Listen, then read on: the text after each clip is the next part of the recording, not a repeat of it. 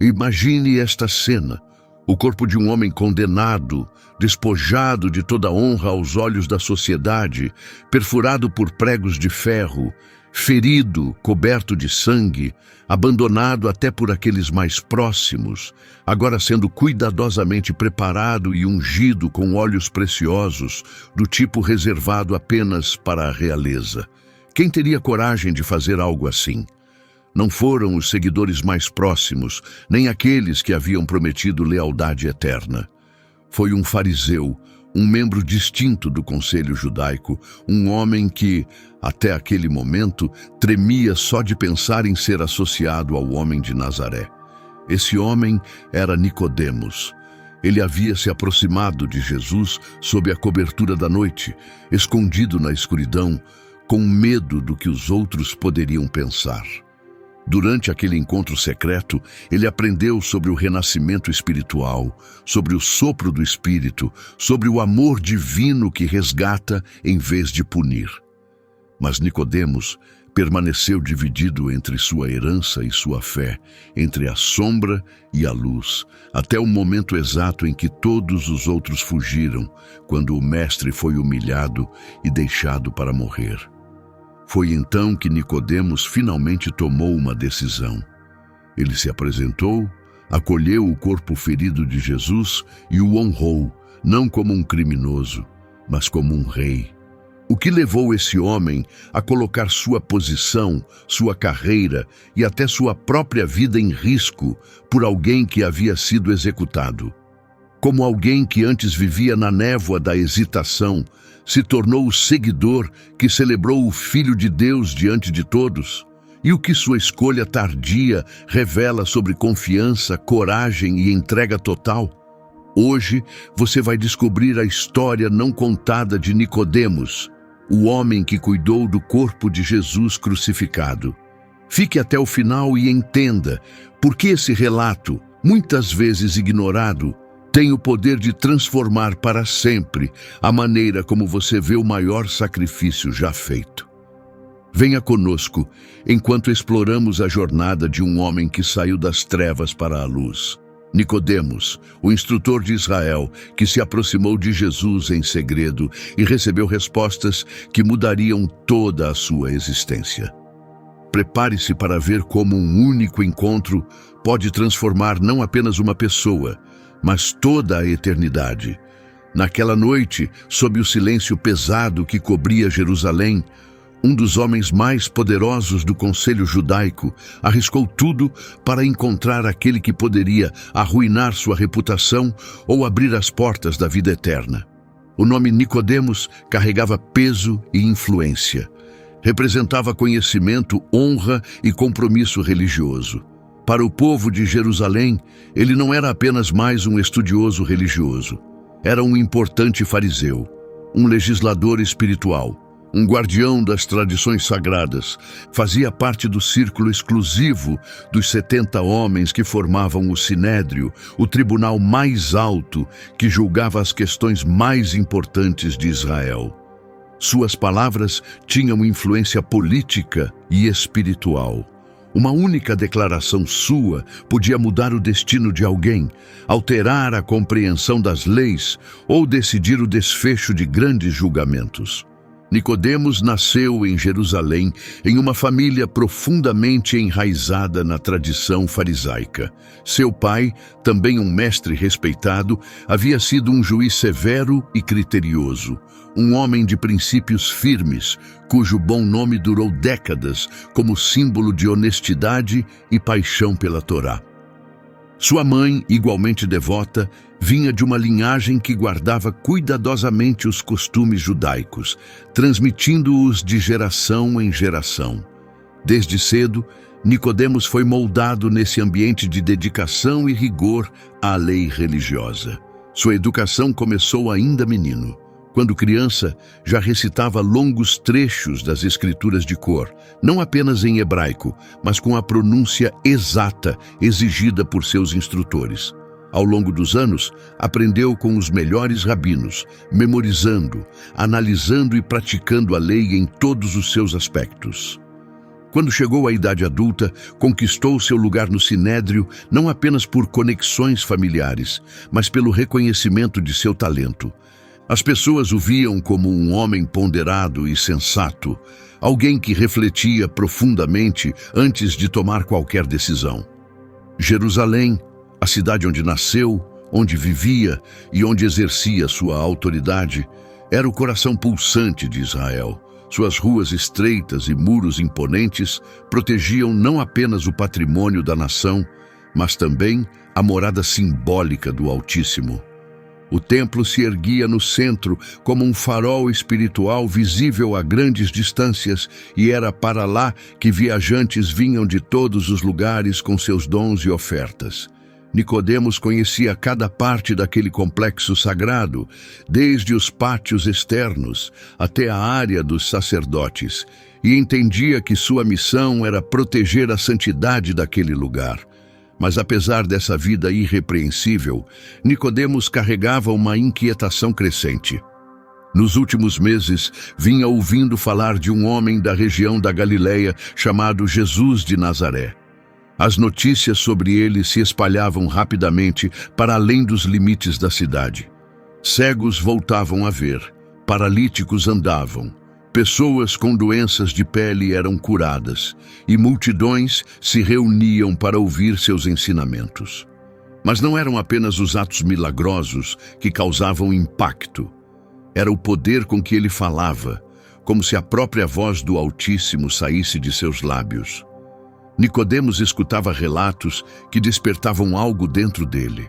Pessoas comuns, pescadores, mulheres marginalizadas, cobradores de impostos, todos declaravam ter sido completamente transformados por aquele homem. Porém, dentro do Sinédrio, as reações eram divididas. Muitos líderes viam Jesus como uma ameaça, um agitador que podia abalar o sistema estabelecido e enfraquecer o poder das autoridades religiosas. Em meio a conversas e acusações veladas, alguns já tramavam formas de silenciá-lo. Para alguém da posição de Nicodemos, aproximar-se de Jesus significava arriscar tudo o que possuía. Ele entendia perfeitamente os perigos. Seria rotulado como traidor, como alguém que havia baixado a guarda contra o Nazareno. E mesmo assim, algo dentro dele ardia com o desejo de saber mais, de ouvir com os próprios ouvidos, de olhar diretamente para aquele a quem muitos chamavam de mestre. Naquela noite, enquanto a cidade repousava sob o brilho pálido da lua, Nicodemos decidiu dar o próximo passo. Ele se envolveu em um manto escuro, puxando-o sobre a cabeça para não ser reconhecido, e saiu de casa sem fazer nenhum som. Cada passo era intencional. Evitou as ruas movimentadas e seguiu por caminhos estreitos e sombreados, como um homem que sabe que precisa manter sua presença em segredo.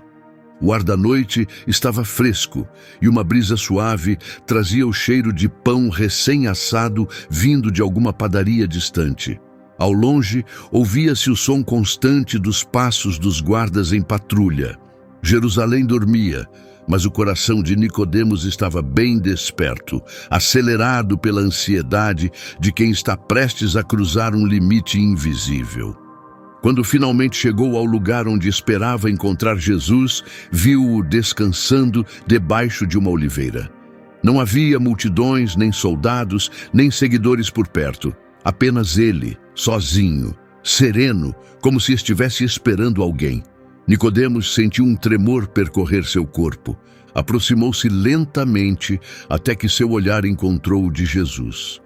Com uma voz calma e sincera, disse: Mestre, sabemos que o Senhor é um instrutor enviado por Deus, pois ninguém poderia realizar essas maravilhas que faz se Deus não estivesse com ele. Ao dizer sabemos em vez de eu sei, Nicodemos insinuava que não era o único a pensar assim. Havia outros líderes, talvez até dentro do próprio conselho, que reconheciam a origem divina daquele homem. Mas suas palavras também revelavam outra coisa. Uma rachadura começava a se formar na fortaleza de certezas religiosas que o cercara durante toda a vida. Ele ainda não sabia, mas estava prestes a ouvir algo que não apenas responderia suas perguntas, mas desmontaria e reconstruiria toda a sua compreensão sobre Deus, sobre a existência e sobre o reino dos céus. O que Jesus disse naquela noite mudaria sua vida para sempre. A noite estava tranquila, e o silêncio que envolvia o jardim parecia carregar algo sagrado. A luz da lua atravessava as folhas das oliveiras, projetando sombras suaves no chão. Nicodemos ainda sentia o peso das próprias palavras suspenso no ar. Naquela atmosfera havia o reconhecimento de que Jesus vinha de Deus. Mas o que veio a seguir abalou os fundamentos de tudo em que acreditava. Jesus, com expressão serena e voz firme, respondeu diretamente: Eu lhe digo a verdade, ninguém pode ver o reino de Deus se não nascer do alto. Por um instante, Nicodemos piscou, quase sem conseguir compreender. Nascer do alto. A expressão soava estranha, impensável. Ele era um estudioso da lei religiosa, conhecia profundamente as Escrituras. Sua mente percorreu os escritos antigos, as palavras proféticas, as explicações dos estudiosos, buscando alguma referência àquelas palavras, mas nada se encaixava. Como pode um homem nascer de novo, já sendo velho? Perguntou, sentindo-se como um aluno diante de um enigma que destruía toda a lógica conhecida. Será que ele pode voltar ao ventre da mãe e nascer outra vez? Jesus manteve o olhar firme. Havia nele uma calma que não vinha da prática do ensino, mas de quem falava com total autoridade sobre o que dizia. Eu lhe digo com certeza, se alguém não nascer da água e do Espírito, não poderá entrar no reino de Deus. O que nasce da carne é carne, e o que nasce do Espírito é Espírito. Não se surpreenda por eu ter dito, é necessário nascer de novo. As palavras pairaram no ar, mergulhando fundo, como se buscassem não apenas o intelecto de Nicodemos, mas sua alma. Ele conhecia bem os rituais de purificação com água, as lavagens cerimoniais, as exigências para se apresentar puro diante do Altíssimo. Mas Jesus falava de algo além do visível, uma transformação interior que não dependia de templos, ofertas ou sacrifícios rituais. Nicodemos sentiu algo se rompendo dentro de si.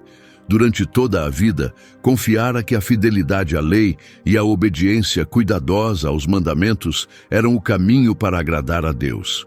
Mas Jesus estava revelando uma verdade que não se alcançava por esforço humano, mas por uma obra misteriosa do próprio Espírito de Deus. Como isso é possível? Perguntou agora com a voz sem a confiança de antes. Já não falava como magistrado ou mestre, mas como um homem vulnerável diante de um mistério que não conseguia compreender. Jesus, então, ofereceu uma comparação simples, mas que carregava o peso de uma verdade eterna. O vento sopra onde quer, e você o ouve, mas não sabe de onde vem nem para onde vai. Assim é com todo aquele que nasce do Espírito. Nicodemos permaneceu em silêncio. Ele podia sentir a brisa suave passando pelos galhos naquele exato momento, tocando seu rosto. O vento era invisível aos olhos, mas seus efeitos eram inegáveis. Mexia as folhas, refrescava o ar, alterava o ambiente ao redor. Assim, explicou Jesus, é a ação do Espírito na vida de uma pessoa. Invisível à visão humana, mas real e transformadora. Para um fariseu treinado a medir a espiritualidade por ações visíveis, isso era profundamente perturbador. Nicodemos sentia como se uma barreira construída ao longo de muitos anos começasse a desmoronar. Se entrar no reino de Deus dependia desse novo nascimento espiritual que não podia ser gerado por cerimônias. Então toda a estrutura que conhecia precisava ser repensada. Seus pensamentos entraram em conflito. De um lado, tudo em sua formação dizia que a justiça vinha da obediência rigorosa à lei. Do outro, as palavras de Jesus mostravam que o verdadeiro acesso ao reino estava ligado a algo que não se podia comprar, conquistar ou merecer, apenas aceitar. O silêncio entre os dois não era vazio. Estava cheio de uma gravidade espiritual. Nicodemos sentia como se estivesse à beira de um precipício imenso, encarando uma realidade que jamais imaginara. E quanto mais olhava, mais compreendia que não poderia atravessar carregando o peso que levava, costumes, posições, convicções. Havia um convite implícito nas palavras de Jesus. Não era apenas um pedido para compreender. Era um chamado para se entregar por completo. Mas entregar-se significava admitir que todo o seu status e conhecimento não eram suficientes para entrar no reino de Deus.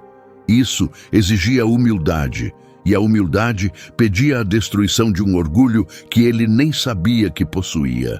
Enquanto a brisa da noite continuava a soprar, Nicodemos sentia seu coração dividido entre o intelecto e a confiança, entre o que dominava e o que estava sendo revelado. Estava diante de uma decisão que ainda não entendia totalmente, mas que reconhecia como crucial. Mas como confiar em algo que contradiz toda a lógica? Nicodemos ainda absorvia as palavras sobre o novo nascimento espiritual quando Jesus inclinou levemente a cabeça e o encarou de um modo que parecia atravessar não apenas seus pensamentos, mas também suas intenções mais profundas. A brisa da noite ainda soprava, trazendo de longe o perfume da terra e dos olivais. Mas agora o espaço entre eles parecia carregado de uma intensidade silenciosa. "Você é mestre em Israel e ainda assim não entende essas coisas?" perguntou Jesus, sem zombaria, mas com uma firmeza que fez Nicodemos sentir o peso de cada palavra. Essa afirmação caiu como um golpe. Nicodemos sempre fora celebrado como fonte de sabedoria e conhecimento das Escrituras. Desde jovem, sentava-se aos pés dos rabinos mais respeitados, decorava cada detalhe das Escrituras, participava de debates com mestres renomados e, ao longo dos anos, tornou-se uma autoridade intelectual no conselho. Quando surgiam questões difíceis, era ele quem as pessoas procuravam. Era ele quem esclarecia, interpretava e iluminava passagens complicadas. Mas agora, diante daquele Galileu, sentia-se como um aluno que acabava de aprender o alfabeto. A pergunta de Jesus não soou como crítica, mas como um espelho, uma imagem dolorosa que revelava uma verdade inegável. Apesar de toda a sua erudição, ele havia perdido o significado central do reino de Deus. Jesus prosseguiu, com a voz firme e constante: "Eu lhe digo com absoluta certeza. Falamos do que sabemos e damos testemunho do que vimos, mas vocês não aceitam o nosso testemunho. Se falei de coisas terrenas e vocês têm dificuldade em crer, como crerão se eu falar de coisas celestiais?" Cada palavra atingia mais fundo. Nicodemos estava acostumado com definições exatas, com regras que podiam ser aplicadas, mas agora se deparava com verdades que não podiam ser medidas por raciocínio ou debate legal. O reino que Jesus descrevia não era algo que se conquistava por méritos, mas que se recebia por graça. E isso abalava toda a estrutura mental de um fariseu. Ele buscava respostas, mas seu pensamento estava dividido. Uma parte queria confiar na análise racional, procurar ligações com os escritos antigos que validassem aquelas afirmações. Outra parte começava a perceber que talvez estivesse diante de algo que jamais poderia ser compreendido apenas pela mente. O silêncio que se seguiu era denso. Nicodemos olhou para o chão empoeirado, evitando por um momento o olhar de Jesus. As palavras "Você é mestre em Israel e não entende" se repetiam em sua mente como um chamado à humildade. Era como se o próprio Altíssimo estivesse dizendo: "Você memorizou as palavras, mas ainda não descobriu seu verdadeiro significado." Ele compreendeu que estudar sobre Deus e conhecer Deus eram coisas completamente diferentes. Durante anos, sua vida espiritual se baseara na disciplina, nos estudos, nas cerimônias e na obediência cuidadosa à lei religiosa. Mas agora, Jesus mostrava que a entrada no reino não se abria com credenciais religiosas, e sim com um renascimento espiritual que só o Espírito poderia operar. Essa verdade doía, pois desmontava a base sobre a qual ele construíra toda a sua identidade. Ser mestre de Israel era mais que um título. Era o que definia toda a sua existência. E, no entanto, diante de Jesus, esse título parecia insignificante, quase sem sentido. A noite agora parecia ainda mais silenciosa, como se o mundo ao redor tivesse parado para testemunhar aquele momento. Nicodemos sentia-se exposto, mas não de forma vergonhosa. Era uma exposição necessária, como o trabalho de um médico que precisa abrir uma ferida para poder curá-la. Jesus não estava apenas ensinando, estava oferecendo um convite. Cada palavra era uma mão estendida, chamando Nicodemos a deixar o conforto do conhecido e entrar no desconhecido. Uma jornada de fé. Dentro de si, Nicodemos lutava. Havia orgulho, havia medo, mas havia também um desejo sincero de compreender. Ele reconhecia que aceitar aquela realidade exigiria repensar toda a sua vida. Isso poderia causar divisão entre ele e seus colegas, sua herança, até mesmo sua família. Mas, e se fosse verdade? E se Jesus realmente viesse de Deus, não apenas como instrutor, mas como o cumprimento das profecias antigas? O intelecto de Nicodemos tentava resistir, mas algo em sua alma começava a ceder. Ele estava aprendendo que, por mais títulos e conhecimento que tivesse, continuava sendo um homem que ainda precisava ser ensinado. Ensinado pelo próprio Filho de Deus. O que acontece quando o mestre descobre que ainda tem lições a aprender? Antes de prosseguirmos, pedimos seu apoio. Inscreva-se no canal e deixe um like. Isso nos ajuda a continuar compartilhando mensagens significativas como a de Nicodemos, um homem que começou sua jornada em segredo, mas terminou declarando sua fé diante de todos. Agora vamos avançar para os momentos decisivos: o conselho, a cruz e a coragem suprema.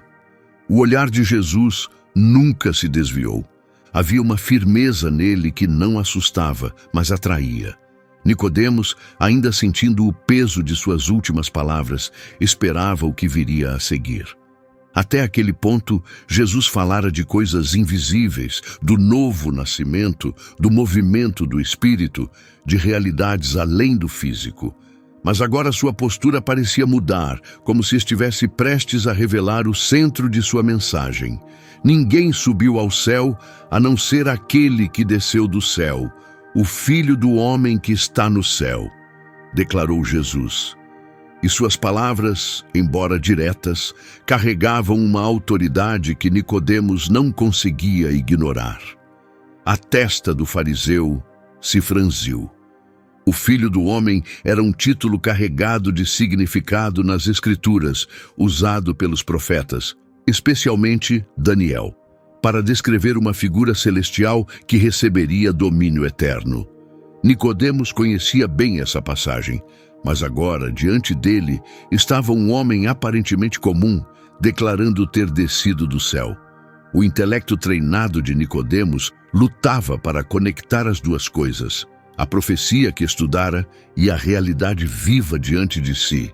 Jesus continuou, e a noite pareceu engrossar, como se até as estrelas se inclinassem para ouvir.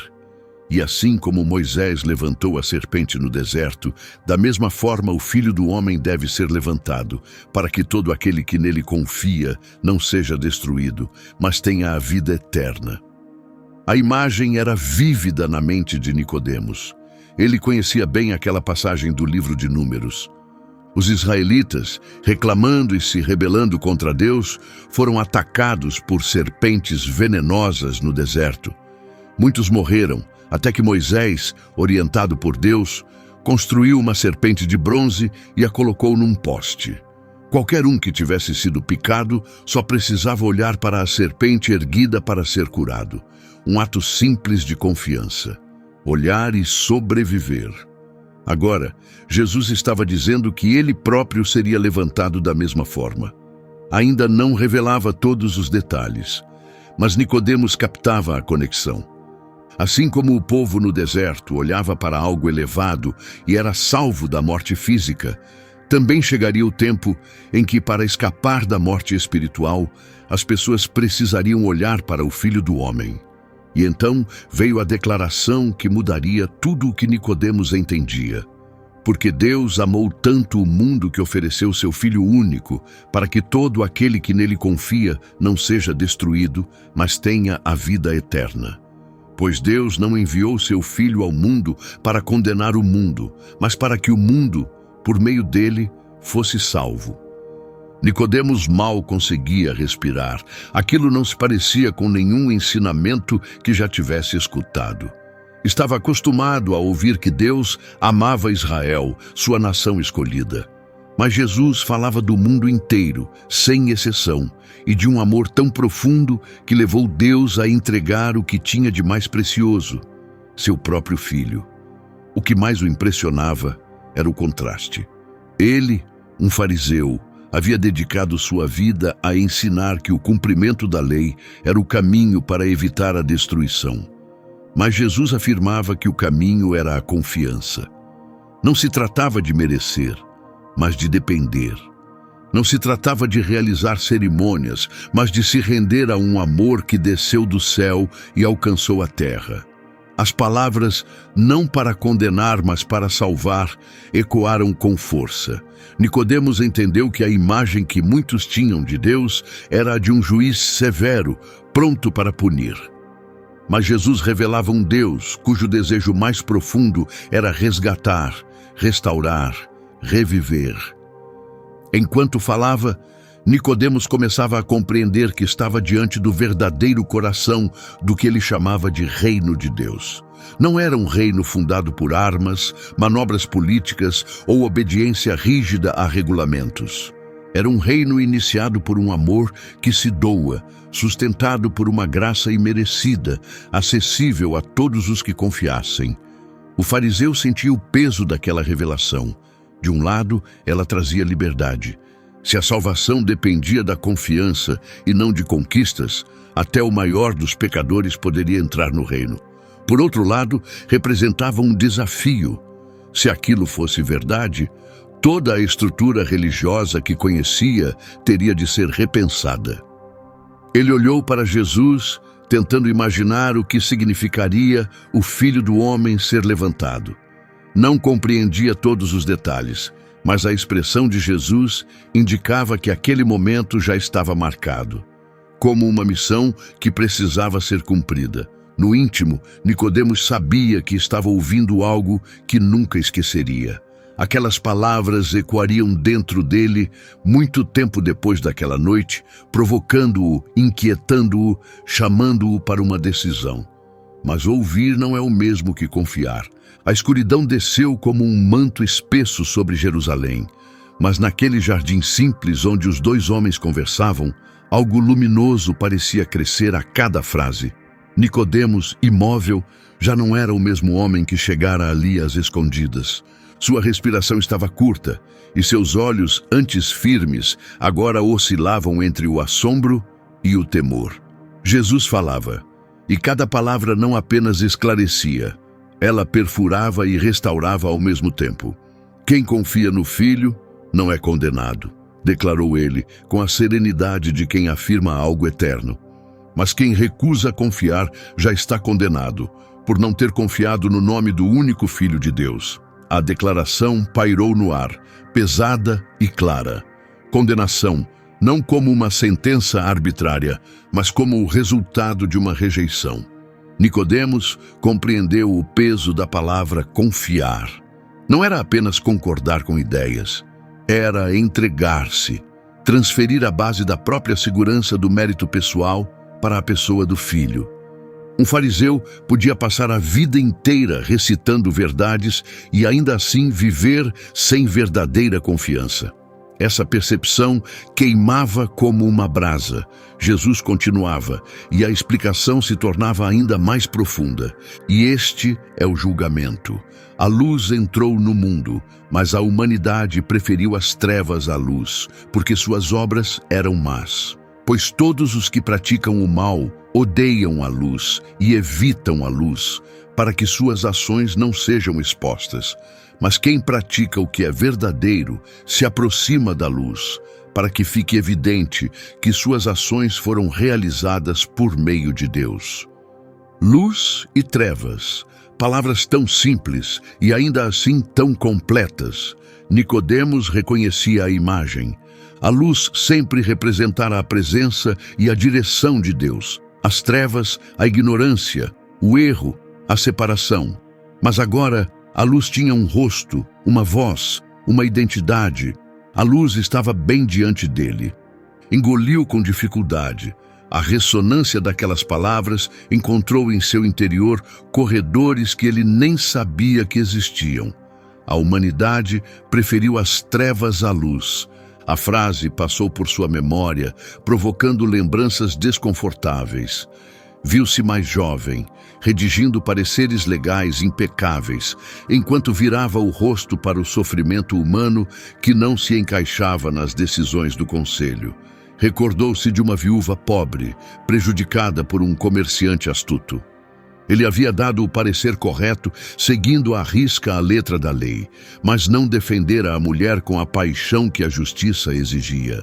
Protegeu-se atrás dos procedimentos, e isso, agora percebia, também era escolher as trevas, abrigar-se no conforto da penumbra do cargo para evitar o escândalo da luz, que revela, corrige e transforma. A luz, ele entendeu naquele instante, não expõe apenas transgressões escandalosas. Ela desmascara a neutralidade tímida, o descaso educado, a devoção que teme mais a opinião dos homens do que o olhar de Deus. E de onde estava, Nicodemos percebia o custo. Aproximar-se da luz significava alinhar-se com a realidade. E a realidade naquele momento tinha um nome que o conselho desconfiava, rejeitava e temia. O fariseu agarrou as bordas do manto, como se tentasse segurar algo que escorregava de suas mãos. Sua voz interior despertava. Durante anos, construíra uma reputação baseada no equilíbrio e no julgamento cuidadoso. Sabia escolher as palavras certas, suavizar tensões, evitar ser o alvo das conversas nos corredores da autoridade religiosa. Mas se a luz exigia expressão, aquele equilíbrio começava a parecer indiferença. Aquela prudência se parecia com covardia. Aquela reputação era uma espécie de escudo que o impedia de se curvar.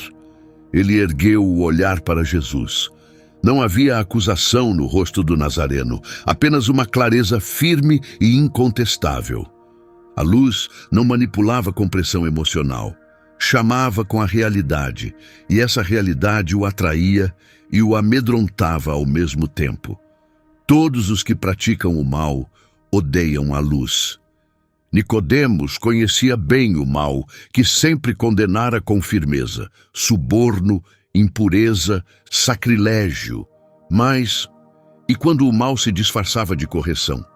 E quando o mal era a preservação de uma estrutura que bania a compaixão para proteger a estabilidade? Quantas vezes se escondera atrás de pareceres legais, de regulamentos, de julgamentos cautelosos? Quantas vezes evitara perguntas que desafiariam suas certezas? Quantas vezes escolhera não enxergar? A brisa noturna balançou as folhas das oliveiras e o som parecia o de páginas sendo viradas. Pensou em Moisés mais uma vez, não apenas erguendo a serpente, mas entrando na tenda do encontro, onde a glória brilhava e o homem precisava tirar as sandálias dos pés. A luz exige abandono de si mesmo, sem disfarces, sem títulos. Quem se aproxima é observado, e se enxergar dessa forma pode doer. Os olhos de Nicodemos se encheram d'água. Pela primeira vez em anos, sentia vergonha não por pecados visíveis.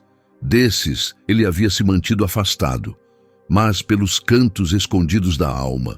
pelo orgulho, pela autossuficiência, pelo prazer secreto de ser elogiado, pela facilidade em exigir dos outros o que ele mesmo evitava. Risco, entrega, confiança. Jesus não quebrou o silêncio, não ofereceu saídas fáceis, não suavizou o chamado. Quem pratica a verdade se aproxima da luz. A declaração exigia decisão. Praticar a verdade. Não era um sentimento passageiro, nem uma compreensão teórica. Era uma jornada, uma disciplina, uma transformação definitiva da vida. Aproximar-se da luz significava permitir que Deus examinasse suas intenções, reorganizasse seus vínculos, dirigisse seus passos. E isso, para um homem tão importante quanto ele, tinha um preço alto, talvez altíssimo. Nicodemos imaginou o dia seguinte. Imaginou os olhares no salão do conselho, os sussurros nos corredores, as perguntas maliciosas nas assembleias públicas. Você tem andado com ele? Imaginou os julgamentos não ditos passando de boca em boca. Sentiu o peso que cairia sobre sua casa. Seus familiares, tão orgulhosos de sua reputação, suportariam. Sua esposa compreenderia. Seus colegas se afastariam. Os alunos o acusariam de abandonar sua herança. O custo não era apenas profissional, era pessoal. E ainda assim, o outro lado da balança agora pesava mais.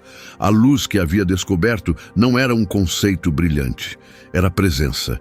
E a presença, uma vez percebida, torna a ausência intolerável. Como ele poderia voltar à rotina refinada de trocas intelectuais agora que tinha ouvido o pulsar do céu? Como poderia acumular referências quando a palavra viva estava diante dele? Como poderia se esconder em sombras respeitáveis se a clareza já o penetrava por dentro?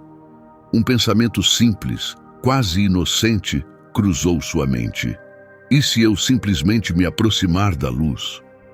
A simplicidade dessa possibilidade o assustava mais do que qualquer análise cuidadosa. Aproximar-se da luz, algo tão direto e ainda assim tão custoso. Ele pensou nos necessitados que correram até Jesus sem acordos, nos aflitos que estenderam as mãos sem garantias, nos culpados que choraram sem intermediários. E ali, onde sempre se orgulhara de filtrar tudo, reconheceu que talvez Deus estivesse pedindo algo que os simples compreendem antes dos estudiosos. Confiança. A noite prosseguia. O tempo parecia suspenso, como se o relógio celestial tivesse desacelerado para que o encontro pudesse se instalar por completo na alma de uma pessoa. Jesus finalmente falou outra vez, com uma ternura que não diminuía os requisitos, mas revelava a motivação. O Pai anseia que você se aproxime. A luz não veio para expô-lo ao desprezo, mas para libertá-lo daquilo que o mantém distante dele. A declaração, embora não registrada em nenhum documento, chegou a Nicodemos como uma promessa. O Pai desejava aquilo. A luz desejava aquilo. O convite não nascia do desprezo, mas do amor. Um amor que chama pelo nome, não para humilhar, mas para restaurar. Ainda assim, o custo permanecia. Aproximar-se significava deixar algo talvez muito para trás. Ele respirou fundo. O velho padrão de calcular cada consequência voltou por um instante, como um reflexo que se recusava a desaparecer. Mas algo, em silêncio, já havia escapado ao controle. Como poderia convencer a si mesmo de que continuar nas sombras agora seria como definhar? Como persuadir o próprio peito a viver sem ar depois de ter respirado de verdade pela primeira vez? No jardim, a brisa soprou de novo. Não era forte, mas movia tudo o que podia ser movido. Folhagem, partículas, lembranças, resistência. Nicodemos entendeu que a brisa não pedia permissão para existir. Ela simplesmente chegava e sua chegada era vida. Talvez a confiança fosse assim também. Não uma equação perfeita, mas um movimento autêntico. Não um argumento finalizado, mas uma entrega que ilumina o caminho enquanto se caminha. Ele inclinou a cabeça, sua silhueta projetada sobre a terra, à luz do luar, um retrato preciso da luta que ardia dentro dele, sombra e luz se tocando, disputando espaço dentro da forma de uma só pessoa. Pela primeira vez, ele viu com clareza que sua existência tinha sido moldada para fazer da sombra um lugar confortável. A luz, porém, revelava o preço desse conforto. Vazio, ansiedade, distância. Quando finalmente ergueu o olhar, ainda encontrou os olhos de Jesus.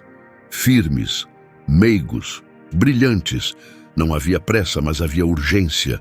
Não havia imposição, mas havia verdade. A luz não exigia espetáculo, exigia decisão. Uma decisão que começaria ali, em silêncio, mas que com o tempo se revelaria ao mundo. O jardim parecia pequeno diante da imensidão do que estava em jogo. Nicodemos sentia-se como alguém que percebe a mudança do vento antes da tempestade, sabendo que nada permaneceria igual. O preço da luz estava diante dele, inevitável, sem negociação. E a pergunta, agora tão dele quanto as palavras que a provocaram. Não podia mais ser adiada. Teria ele coragem de sair das sombras ou permaneceria dividido? Os dias seguintes passaram como uma corrente lenta e pesada, e Nicodemos não conseguia tirar da mente a noite em que encontrara Jesus. Palavras sobre renascimento espiritual, sobre o Filho do Homem erguido, sobre a luz que exige decisão, voltavam em ondas, invadindo momentos inesperados. Ele tentava manter sua rotina, participar das reuniões do conselho, preservar sua postura de mestre respeitado. Mas, por dentro, algo já não se encaixava. Nas assembleias, enquanto os outros discutiam interpretações da lei religiosa ou os riscos de permitir que Jesus continuasse livre entre o povo, Nicodemos permanecia mais calado do que de costume. Ele escutava com atenção, ponderando cada palavra dita por seus colegas. Alguns falavam de Jesus com desprezo, outros com raiva, poucos com dúvida. E ele, com que voz poderia falar? Sua alma já não conseguia vê-lo apenas como um mestre controverso. O que ele havia experimentado naquela noite não cabia mais na estrutura fria dos debates políticos e religiosos. No silêncio de sua casa, andava de um lado para o outro, sentindo-se preso entre dois mundos. De um lado, a segurança de seu assento no conselho, o prestígio de sua casa, a estabilidade que lhe permitia exercer autoridade. Do outro, sua convicção nascente, frágil, mas viva, empurrando-o para algo maior e mais perigoso. Ele se lembrava das palavras: quem pratica a verdade se aproxima da luz. E ao repeti-las, sentia um peso. Aproximar-se da luz significava ser visto. E ser visto significava ser questionado. E ser questionado podia significar ser rejeitado. O dilema se intensificava. Durante o dia, ele mantinha uma aparência serena. Participava das orações em comunidade e comentava as Escrituras com sua habitual autoridade. Mas nas primeiras horas da madrugada, quando tudo ficava em silêncio, ele voltava a sentir aquela presença viva do encontro com Jesus. Era como se, entre um dia e outro, existisse um vazio que apenas a sua voz poderia preencher. E mesmo assim, ele não o procurava novamente. Não por falta de desejo, mas por medo. Uma parte dele argumentava que precisava de mais tempo, mais cautela, mais preparo antes de se expor. Outra parte, silenciosa mas insistente, dizia que o tempo gasto esperando para obedecer também era tempo gasto resistindo. Começou a perceber uma espécie de ironia dolorosa. Tinha dedicado toda a sua vida a ensinar as pessoas a reconhecer os sinais de Deus. E agora, quando o sinal mais claro estava diante dele, hesitava. Suas próprias palavras e ensinamentos voltavam como testemunhas contra si mesmo. No conselho, as especulações sobre Jesus aumentavam. Relatos de milagres se multiplicavam e as multidões ficavam cada vez maiores. Para alguns membros, isso era prova de que ele precisava ser detido. Para outros, representava uma ameaça política, já que Roma não via com bons olhos movimentos populares. Nicodemos absorvia tudo, e cada ataque contra Jesus despertava ainda mais sua vontade de intervir. Mas ele não o fazia. Seu silêncio ali parecia um campo de batalha interior. De um lado, o desejo de defendê-lo. Do outro, o medo de se tornar alvo ao lado dele. E esse silêncio começou a ganhar vida própria. Não era apenas ausência de palavras. Era uma espera contínua, como um segredo que implora para ser revelado, mas que se hesita em dizer. Quanto mais permanecia calado, mais percebia que seu silêncio estava se tornando uma escolha, não apenas uma proteção. No templo, ao ouvir as leituras dos profetas, sentia como se cada trecho falasse diretamente com ele. Isaías falando de luz para as nações, Jeremias clamando por um coração renovado, Ezequiel descrevendo o Espírito que dá vida, tudo parecia apontar para aquele homem que ele havia encontrado na noite silenciosa. A conexão era inegável e ainda assim perigosa demais para ser reconhecida em público. Em casa, sua esposa notava a mudança. Ele falava menos, parecia distraído, e às vezes olhava para o vazio, como se tentasse enxergar algo que só ele podia ver. Mas Nicodemos não compartilhava o que se passava, talvez por proteção, talvez por medo de não ser compreendido. O silêncio que antes servia como abrigo começava a parecer uma prisão. Ele ouvia seus colegas falarem de Jesus como se fosse apenas um problema a ser resolvido. E cada vez sentia uma dor aguda. Compreendia que, em parte, aquela hostilidade vinha da mesma fonte do seu antigo orgulho, o medo de perder o controle. Lá no fundo, Nicodemos já não podia negar que acreditava, mesmo que ainda não soubesse como expressar isso. Crer sem agir era como carregar uma chama escondida no bolso. Ela queima por dentro e com o tempo ou se apaga ou consome tudo.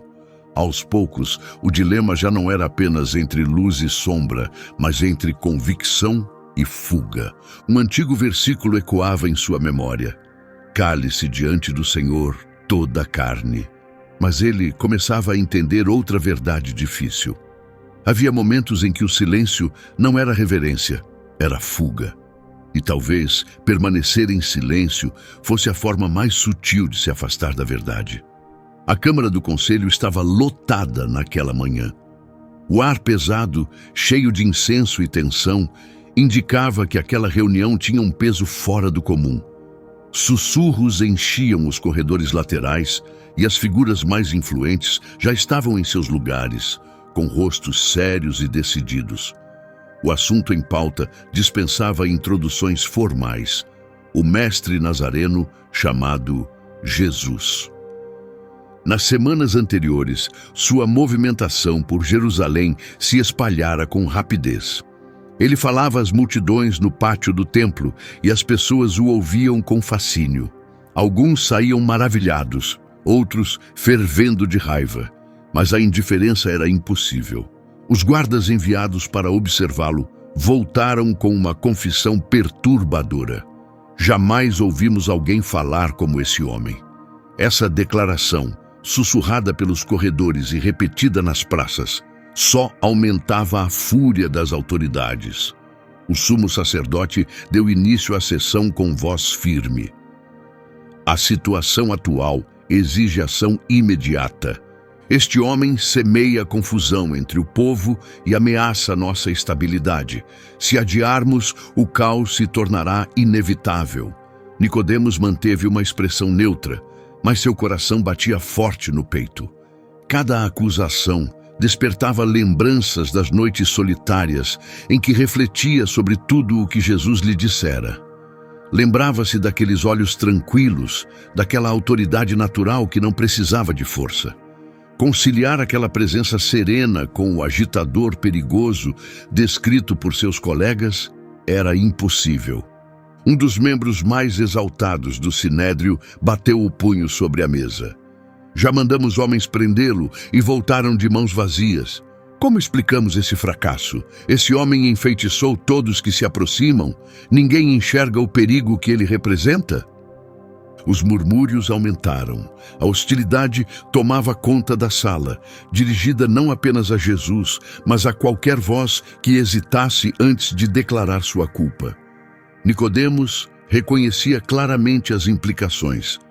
Falar em oposição significava colocar um alvo sobre si mesmo.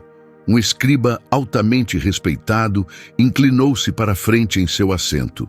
O caminho a seguir não apresenta complexidade. Enviamos os guardas mais uma vez com ordens para prendê-lo. Falhas não serão toleradas desta vez. A gravidade da palavra prender caiu sobre a Assembleia como um manto.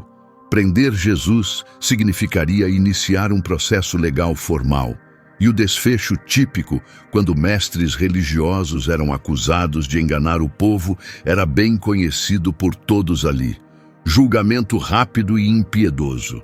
Nicodemos percebia com clareza que o conselho não tinha qualquer interesse em deliberação justa, apenas aguardava a validação de um resultado já decidido.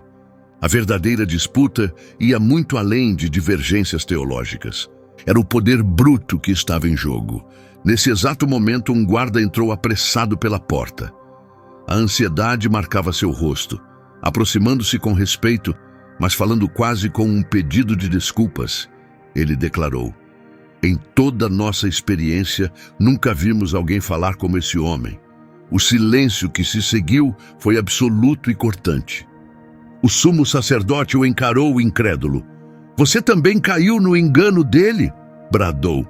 "Ele também capturou a sua lealdade?" Olhares suspeitos varreram a sala à procura de traidores entre seus próprios membros. Nicodemos sentia a pressão aumentar a cada batida do coração. A cada instante, ficava mais claro que Jesus não estava sendo julgado por seus atos, mas pelo incômodo que causava àqueles que se agarravam ao poder. Alguns fariseus responderam com risos de desprezo.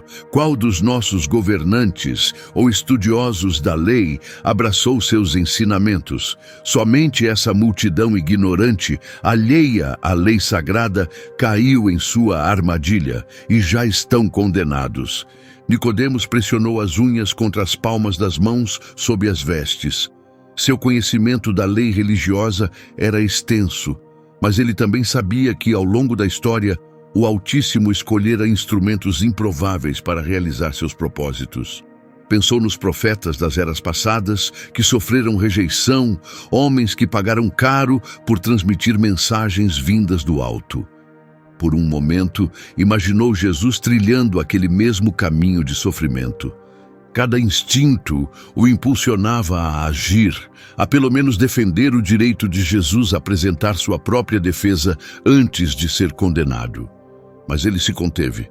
O perigo era inegável. Uma intervenção precipitada poderia transformá-lo num suspeito ao lado do acusado. Mesmo assim, algo ardia lá dentro, uma sede de justiça que se recusava a ser sufocada.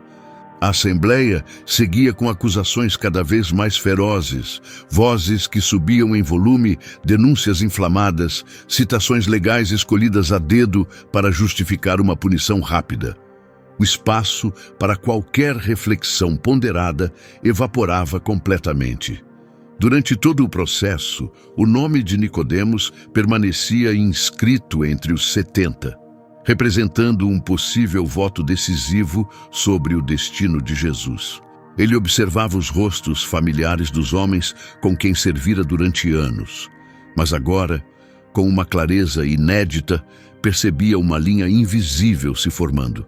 De um lado estava a luz, do outro a sombra disfarçada de devoção às tradições sagradas. O momento inevitável de decisão se aproximava. E Nicodemos ainda fazia parte daqueles que tinham poder sobre o desfecho. A atmosfera no salão do conselho tornara-se tão opressora que parecia quase palpável. As acusações contra Jesus ressoavam como marteladas repetidas, cada uma mais forte que a anterior. Nenhuma evidência era mencionada, apenas a urgência implacável. Este homem precisa ser silenciado. O povo está sendo enganado por ele. Permitir que isso continue é inaceitável. O ambiente, normalmente digno, agora se assemelhava a um tribunal onde o veredito vinha antes da análise dos fatos. Nicodemos observava sem dizer uma palavra. Internamente, porém, cada frase condenatória caía como pedras lançadas, ferindo não apenas Jesus, mas tudo aquilo que Nicodemos começava a abraçar. O peso acumulado das últimas semanas, aquelas palavras ouvidas naquela noite decisiva, a luta constante entre luz e sombra, tudo pressionava seu peito com força esmagadora. O silêncio protetor que ele mantinha há tanto tempo estava se transformando num fardo insuportável. Entre os membros mais influentes, um se levantou e declarou com firmeza: "Não há razão para mais deliberações." Os guardas confirmaram sua presença no templo. "Vamos prendê-lo imediatamente e encerrar este assunto antes que a agitação popular aumente." Várias cabeças assentiram enquanto vozes murmuravam em aprovação. A oportunidade de resolver tudo se apresentava de forma perfeita. Mas naquele instante exato, algo dentro de Nicodemos rompeu a barreira que o mantinha oculto nas sombras. Fazer uma defesa apaixonada de Jesus estava fora de questão, ele sabia. Tal ato significaria sua destruição política. Talvez, porém, ele pudesse fazer uma única pergunta. Uma que lembrasse aos colegas que suas próprias tradições exigiam um processo justo.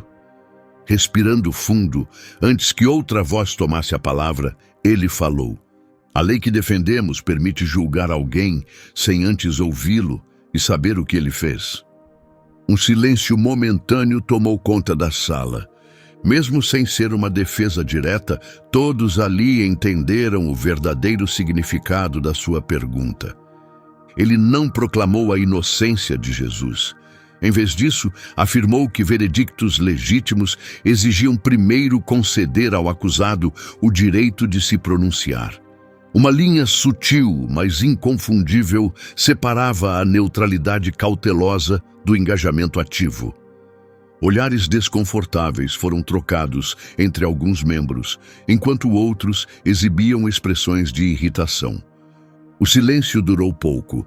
De entre os fariseus mais rigorosos, um se inclinou à frente, o tom carregado de condescendência. "Talvez o Senhor seja da Galileia, não é? Investigue com atenção e verá que jamais surgiu profeta algum da Galileia." Essas palavras iam além de uma simples resposta. Representavam uma tentativa calculada de desacreditar Nicodemos, lançando suspeitas sobre sua lealdade. Dentro daquele círculo, qualquer associação com a Galileia era mais que uma referência geográfica. Aproximava-se de um insulto. A Galileia, segundo a opinião predominante, era lar de massas ignorantes, desprovidas da sofisticação e da pureza religiosa típicas da elite de Jerusalém. A acusação implícita era clara. Ao falar daquela forma, Nicodemos talvez tivesse, em segredo, se alinhado com o forasteiro galileu. Conversas sussurradas se intensificaram, acompanhadas de risos zombeteiros e olhares laterais repletos de insinuação. Nicodemos registrava cada reação como se projéteis invisíveis fossem lançados contra ele. Naquela assembleia de estudiosos da lei e autoridades religiosas, a reputação era o bem mais precioso. Sofrer ridículo em público era assistir à própria credibilidade se desfazer diante dos colegas. Apesar de tentar manter a compostura, a dor interior exigia reconhecimento. Além da simples picada das palavras ditas, emergia algo mais profundo. Uma consciência silenciosa ganhava forma. Durante muitos anos, ele próprio pertencera àquele grupo, não apenas no cargo, mas também na visão de mundo. Quantas vezes havia desprezado colegas que ousavam defender posições impopulares? Com que frequência usara sarcasmo cortante para vencer discussões? Agora, ocupando a posição oposta, a lâmina que manuseara com tanta habilidade feria a sua própria carne. O desprezo lançado carregava precisão cirúrgica por meio da associação com a Galileia. Mais do que sugerir erro, desafiavam sua origem, seu discernimento, suas lealdades mais profundas.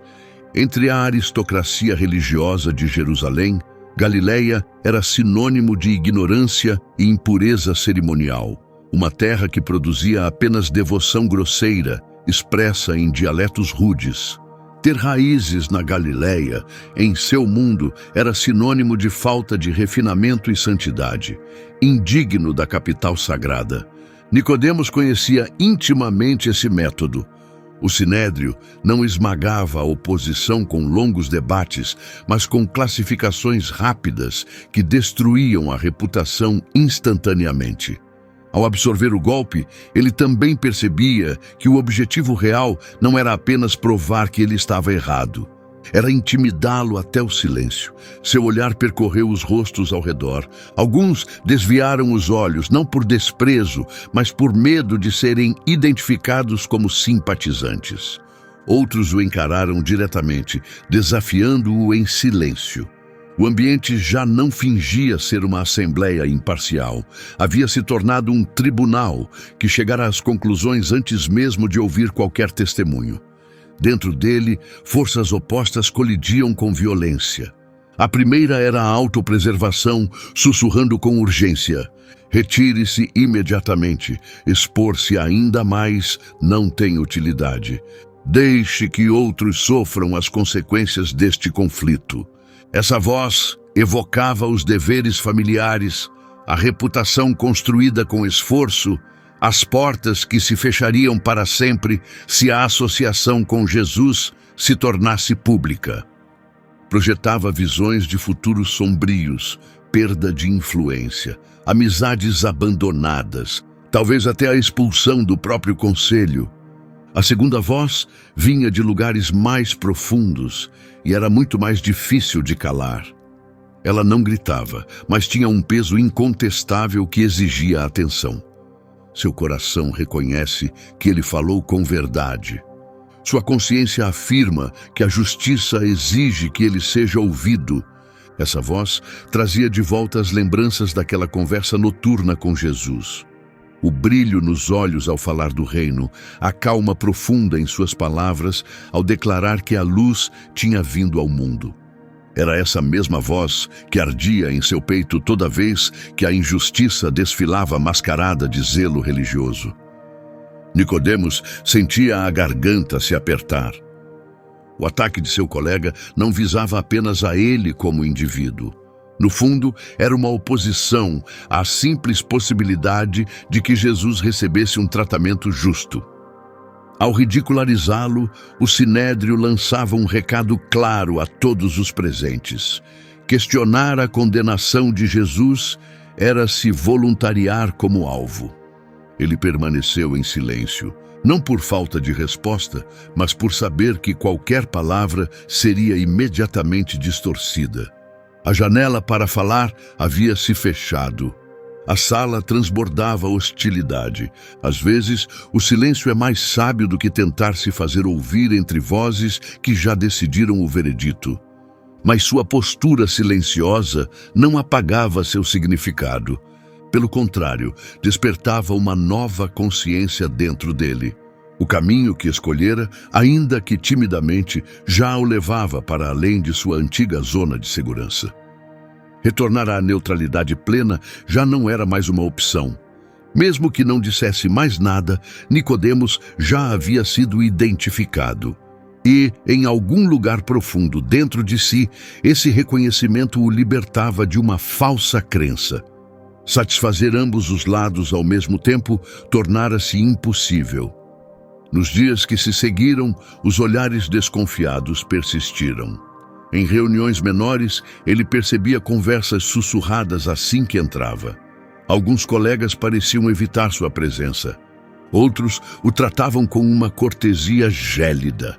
Uma fratura invisível havia surgido entre ele e o círculo que antes o acolhia incondicionalmente. Ao mesmo tempo, Nicodemos experimentava uma paz inesperada. O desprezo do conselho o feria, mas algo na lembrança do que Jesus havia dito lhe dava forças para resistir. Ele compreendia que o preço da luz incluía a perda da aprovação humana. A dúvida persistente, no entanto, permanecia. Ele estaria disposto a pagar esse preço até o fim? Algumas noites, essa pergunta lhe tirava o sono. Revivia mentalmente o instante em que se levantara para falar, os murmúrios que se seguiram, o tom de zombaria da resposta recebida. E se tivesse dito mais? E se sua defesa tivesse sido mais direta? Talvez a reação tivesse sido mais feroz. Talvez perdesse seu assento. Mas talvez a justiça tivesse sido melhor servida. Vergonha, medo e convicção travavam uma guerra dentro dele. E a cada novo dia, o conflito se intensificava. Já não havia espaço para a inocência. A associação com Jesus, por mais sutil que fosse, trazia consigo desprezo, risco e solidão. O que Nicodemos ainda não podia prever era que a pressão logo se tornaria insustentável. Chegaria um momento em que perguntas cautelosas e silêncios medidos já não seriam suficientes. Quando essa hora chegasse, o terreno neutro deixaria de existir. A vergonha o faria recuar ou o empurraria para frente. A cidade havia mudado. Jerusalém, sempre agitada durante a Páscoa, agora parecia carregar um peso invisível no ar. Peregrinos chegavam de terras distantes, trazendo consigo expectativa festiva, mas também sussurros de algo que poderia mudar o curso de todas as coisas. As ruas se enchiam de corpos, vozes se misturavam entre cânticos e especulações, e sentinelas ocupavam cada canto, não apenas para manter a ordem, mas para vigiar. Nicodemos caminhava pelos becos, observando o tumulto, mas seus pensamentos não estavam no comércio nem nos preparativos para a festa. Ele sabia que por trás da movimentação festiva, outro plano estava em curso. Um plano voltado contra o homem que ele encontrara certa noite sob o véu da escuridão, e que desde então habitava seus pensamentos: Jesus de Nazaré. As reuniões do conselho tornaram-se mais frequentes e carregadas de hostilidade. As discussões já não giravam em torno de avaliar ou monitorar Jesus, mas sim de agir com rapidez e firmeza. A paciência dos líderes havia se esgotado. Para muitos, ele já não era apenas uma controvérsia teológica, mas uma ameaça política, capaz de provocar revolta popular e atrair a ira romana sobre a nação. Nicodemos absorvia as estratégias discutidas e percebia o tom mudar. Antes, os discursos eram cautelosos. Agora, a urgência predominava. A traição deixara de ser hipótese e passara à execução ativa. Os rumores de que um dos seguidores teria procurado as autoridades se tornavam mais persistentes. O momento exato era incerto, mas a prisão de Jesus era dada como certa. Dentro dele, o conflito se agravava. Ele sabia que se permanecesse em silêncio, preservaria sua posição e talvez passasse despercebido. Mas também sabia que cada passo silencioso era mais um avanço na estrada que levava Jesus ao Calvário. Essa consciência o atormentava sem cessar. Na noite da prisão, quando a notícia chegou ao conselho, Nicodemos sentiu o estômago revirar. Jesus havia sido capturado, traído com um beijo no Getsêmani. Ele imaginou a cena: tochas iluminando rostos tensos, soldados armados, discípulos se dispersando em pânico. O Filho do Homem que falara sobre renascimento espiritual e o amor do Pai, agora estava amarrado, conduzido como um criminoso comum. O interrogatório prosseguia rápido e sem misericórdia. Testemunhas falsas surgiam, distorcendo palavras e ações. Nicodemos, presente em partes do julgamento, via com clareza que a justiça não tinha espaço ali. A pressa para condenar, a ausência de provas legítimas, o desprezo pelos próprios princípios legais que diziam defender, tudo isso queimava como fogo em seu peito. Pensou em falar, em repetir a pergunta que já havia feito. Nossa lei condena alguém sem primeiro ouvi-lo? Mas reconheceu que a corrente era mais forte que qualquer argumento naquele momento. O conselho não buscava a verdade, buscava apenas um veredito. Enquanto Jesus era levado de uma audiência a outra, Nicodemos via o laço se apertar. O conselho o entregou a Pilatos, que o mandou a Herodes, e depois o devolveu a Pilatos. Parecia um jogo cruel, no qual ninguém queria assumir total responsabilidade, mas todos queriam o mesmo resultado. A cada volta desse ciclo, crescia o sentimento de impotência em Nicodemos. Pelas ruas, as multidões se agitavam. Alguns clamavam por sua libertação, outros, manipulados pelos sacerdotes, exigiam sua execução. Nicodemos reconheceu certos rostos que dias antes haviam estado no templo, ouvindo cada palavra de Jesus. Agora, confusos ou coagidos, uniam-se ao coro de ódio. Ele percebia quão rapidamente a opinião pública podia ser moldada, como a luz podia ser distorcida até parecer sombra, e a sombra, luz. Momentos surgiram em que Nicodemos pensou em se aproximar de Jesus, custasse o que custasse. Mas o medo continuava sendo uma barreira, medo de ser identificado, medo de perder tudo o que havia construído, medo de não ter forças para enfrentar o que viria. Era como se estivesse preso entre duas correntes. Uma o puxava em direção à luz que já reconhecera, a outra tentava mantê-lo ancorado em sombras confortáveis. As notícias da flagelação chegaram até ele como se fossem golpes em seu próprio corpo. Jesus havia sido açoitado até que sua carne se abrisse em feridas profundas. A coroa de espinhos, pressionada em seu couro cabeludo, fazia o sangue escorrer por seu rosto. Nicodemos fechou os olhos e tentou afastar aquela imagem, mas não conseguia. Não importava onde estivesse, a cena o perseguia sem trégua. Quando Pilatos apresentou Jesus diante da multidão e declarou: "Eis o homem", Nicodemos compreendeu que já não havia como voltar atrás. A submissão do governador, a pressão dos líderes religiosos, os gritos da multidão, tudo apontava para um único destino. Diante dessa certeza, ele sentiu um peso esmagador. A cada passo de Jesus rumo ao Gólgota, o silêncio de Nicodemos se tornava mais alto, mais acusador. Uma sensação estranha o dominava, fazia parte dos círculos onde decisões eram tomadas, tinha acesso a discussões privadas e ainda assim se sentia um espectador, impotente para mudar o rumo daquela história. Com o destino do Nazareno selado, Nicodemos carregava a amarga consciência de que a cruz estava sendo erguida não apenas com madeira e ferro, mas com omissões, covardias e medo. O dia da crucificação se aproximava, e com ele uma pergunta silenciosa que não lhe dava paz. Quanto tempo o coração pode suportar sem agir? O pátio, onde os acontecimentos se desenrolavam, brilhava com as chamas das tochas, lançando sombras instáveis sobre as pedras.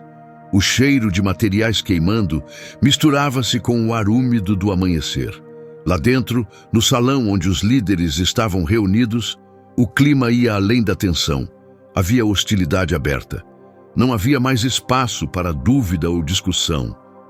O ambiente estava tomado por uma decisão que antecedia qualquer testemunho.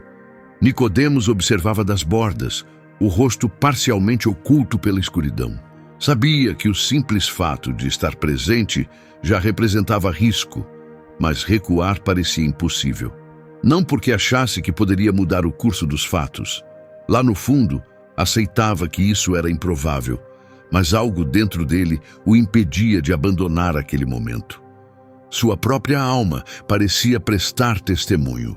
No centro estava Jesus, com os pulsos amarrados, o rosto já marcado pelas agressões sofridas na prisão. Mesmo assim, mantinha-se ereto, com o olhar firme. Naqueles olhos não havia medo, nem pânico, nem desespero. Apenas uma serenidade que, por si só, condenava todo aquele teatro judicial. O sumo sacerdote iniciou o interrogatório. Exijo que nos diga sobre seus seguidores e os ensinamentos que espalha. Que doutrinas você ensina? Sua voz cortava o ar, carregada de intenção. Não buscava esclarecimentos, apenas armadilhas. Queria extrair palavras que pudessem ser manipuladas e usadas como acusação formal. Jesus respondeu com simplicidade. Falei abertamente ao mundo. Sempre ensinei nas sinagogas e no templo, onde todos se reúnem. Nada do que disse foi em segredo. Por que pergunta a mim? Pergunte aos que ouviram. Eles sabem o que falei. A clareza da resposta ressoou no ambiente. Jesus não fugiu das perguntas, não buscou se proteger. Confrontou o tribunal com sua responsabilidade de buscar testemunhos verdadeiros. Na essência, questionou a legitimidade de todo aquele processo. O silêncio que se seguiu foi quebrado abruptamente por um som seco. Um dos guardas, irritado com a resposta, golpeou Jesus com força no rosto. O impacto ecoou pela sala. Você ousa falar assim com o sumo sacerdote? Gritou ele, com um olhar de ódio e satisfação. O sangue de Nicodemos ferveu. Cada instinto de justiça dentro dele clamava por intervenção. A própria lei que todos ali diziam defender proibia expressamente agredir réus durante o interrogatório, especialmente antes de qualquer sentença. Ele poderia recitar o texto exato, capítulo e versículo. Poderia expor a violação diante de todos. Naquele instante, poderia ser a voz que interromperia o abuso. Mas não disse nada. Jesus, com o rosto marcado pelo golpe, respondeu ao guarda com a mesma calma. Se falei algo de errado, apresente a prova. Mas se falei corretamente, por que me bate? Aquelas palavras ficaram suspensas, como um peso. Não houve gritos, nem ofensas, apenas a verdade dita com uma calma impossível. Essa serenidade feriu mais fundo do que qualquer defesa exaltada conseguiria. Mas para o conselho, isso não bastava. Eles não queriam ser convencidos, só buscavam justificativa para executar a decisão que já haviam tomado em seus corações. Nicodemos permaneceu imóvel. Dentro dele travava-se uma batalha silenciosa. Sua razão gritava que aquele julgamento violava a lei, que a pressa em condenar ultrapassava todos os princípios que juraram defender. Seu coração implorava para que ele se levantasse, usasse sua posição, exigisse pelo menos um processo justo. Mas seus lábios permaneceram fechados. O peso do silêncio se tornava quase físico. Ele sentia como se estivesse traindo não apenas Jesus, mas tudo o que havia aprendido sobre justiça desde a infância. Mesmo assim, o medo falava mais alto. Medo de perder seu lugar no conselho, medo de ser associado ao acusado, medo de arrastar sua família para a desonra. Ele sabia que, se desse um passo à frente agora, não haveria retorno. A reputação construída ao longo de décadas desmoronaria em poucos dias. À medida que o julgamento avançava, testemunhas falsas se revezavam, cada uma com relatos diferentes e contraditórios. A falta de provas sólidas era evidente, mas ninguém parecia disposto a admiti-lo. A pressa em condenar superava qualquer desejo de ouvir a verdade. Nicodemos percebia com amargura que não estavam julgando apenas um homem. Estavam julgando a própria verdade encarnada e a estavam rejeitando. Jesus foi levado para as etapas seguintes do processo, e Nicodemos ficou para trás. Observou a saída, os guardas cercando a figura dele, as chamas das tochas refletindo nas cordas que prendiam suas mãos. Aquela imagem gravou-se em sua mente com dor intensa. Ele entendeu que dali em diante alegar ignorância seria impossível. Não podia dizer que não viu. Não podia fingir que não compreendeu. Quando a sala se esvaziou, Nicodemos ainda ocupava o mesmo lugar, os dedos agarrados ao apoio do assento, como se tentasse resistir a um abismo. Lá fora, a noite seguia seu curso, mas ali dentro, o tempo parecia suspenso. Ele percebeu que Jesus não era o único sendo julgado naquela noite. Ele próprio também estava em julgamento, seu caráter, sua coragem, sua fidelidade, e essa pergunta silenciosa se tornava cada vez mais insuportável. O que tinha mais valor, sua posição ou sua alma? O sol já estava alto, mas a luz parecia estranha naquele dia. O ar seco de Jerusalém trazia um calor sufocante, misturado com um pressentimento que pairava sobre a cidade. Desde cedo, rumores corriam pelas ruas. Jesus de Nazaré estava sendo levado para ser executado. As pessoas saíam de casa não apenas para assistir, mas para participar, movidas por uma curiosidade mórbida ou pelo ódio despertado pelas palavras que haviam escutado. Nicodemos caminhava entre a multidão, mas se mantinha à distância. Estar visivelmente próximo à procissão não lhe atraía, mas também não conseguia se afastar. A cada passo, lembrava-se da noite em que conversara com Jesus às escondidas, das palavras sobre renascimento espiritual, sobre luz, sobre o Filho do Homem que seria levantado. Agora, aquelas imagens haviam deixado de ser metáforas. A elevação era iminente, não em glória visível, mas na brutalidade de uma execução. No caminho para o Calvário, Jesus carregava a trave horizontal, o pesado madeiro, o forçando contra o chão.